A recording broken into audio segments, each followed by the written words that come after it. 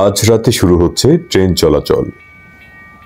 ভয়াবহ বন্যায় 4 দিন বন্ধ থাকার পর আজ সোমবার রাতে চট্টগ্রামের সঙ্গে ঢাকার ট্রেন চলাচল শুরু হচ্ছে। আজ রাত 11:30টায় চট্টগ্রাম স্টেশন ছাড়বে ঢাকাগামী আন্তনগর ট্রেন তুর্না।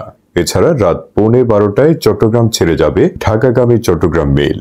রেলওয়ের কর্মকর্তারা বলছেন, এবার স্মরণকালের ভয়াবহ বন্যা হয়েছে। বন্যায় ফেনী থেকে ফাজিলপুর পর্যন্ত অংশে 2টি রেল লাইনই ক্ষতিগ্রস্ত হয়েছে। শুধু রেল লাইন নয়, রেল সেতুর উপর দিয়েও পানি ছিল।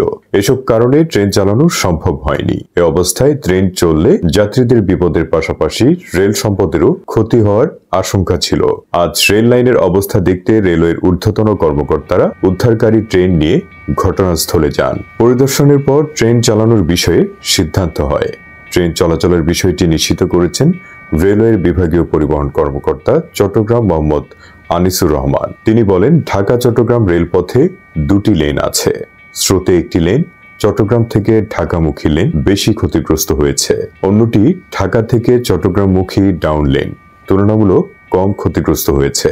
এখন এটি সংস্কার করে ট্রেন চলাচলের উপযোগী করা হয়েছে।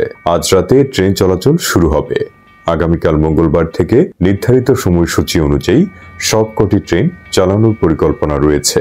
গত বুধবার থেকে কুমিল্লা ও ফেনীর বন্যা পরিস্থিতির অবনতি হতে থাকে। ভারত থেকে নেমে আসা পাহাড়ি ঢল ও কয়েকদিনের ভারী বৃষ্টিতে মৌলভীবাজার, হবিগঞ্জ, ব্রাহ্মণবাড়িয়া, কুমিল্লা, ফেনী, নোয়াখালী, খাগড়াছড়ি ও চট্টগ্রামের কয়েকটি উপজেলা প্লাবিত হয়েছে।